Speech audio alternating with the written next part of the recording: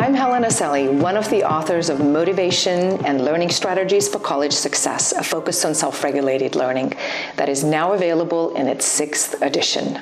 Did you know that there are 4 general motivational profiles and that most of us are highly motivated, even if we believe we are not? Let's take a look at an image that presents these 4 motivational profiles. As you can see, the image is organized by 2 sort of opposing motives.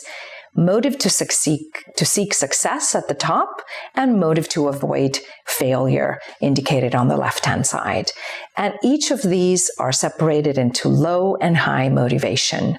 So starting from the top right, we have a student who is high in a need for success or seeking success, and very low in motive to avoid failure. While underneath, in the bottom right, is a student who is an overstriver, high in success, but also high in the motive to avoid failure. And on the left side of the image, on the top left, we have a failure acceptor who is both low in the motive to seek success and low in the motive to avoid failure, while immediately underneath is the failure avoider, who, though is low in motive to seek success, is very high in the motive to avoid failure. So let's talk about each of these students' profiles in a little bit more depth. Let's start with the success-oriented student, or successful Sheila. So she's not really concerned about failure and is really gearing herself up for sort of successful performance. She's not anxious.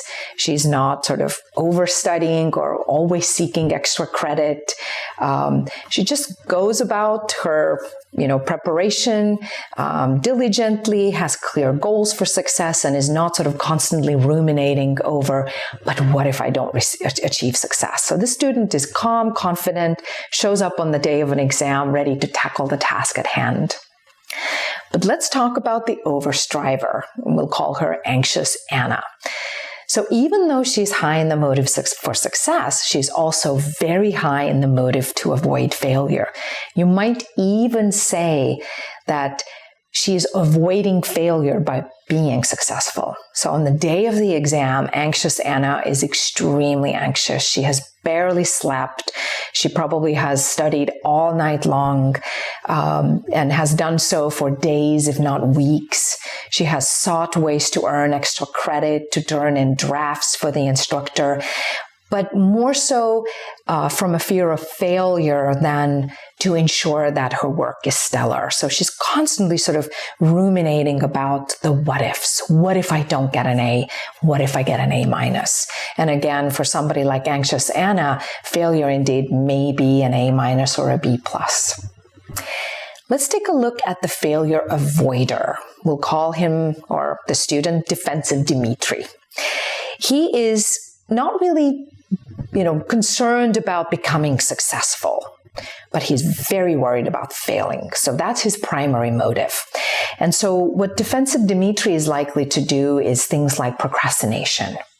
Because if he procrastinates and starts studying at the last minute, he can show up on the day of the exam and say, I barely had a chance to study, so I'll probably fail. And so he's almost it's a win-win situation where if he does fail the exam, whether it means, a C or D or true failure, he has an excuse ready. He started studying at the last minute. But if he actually succeeds and does okay, then he can tell himself, boy, what would it have been like if I actually had devoted time to study? So again, Defensive Dmitri is highly motivated, even though he may not look motivated, but he's highly motivated, but he's motivated to avoid failure rather than to be successful. And there's one profile here, which is the failure acceptor, and we can call him Hopeless Henry.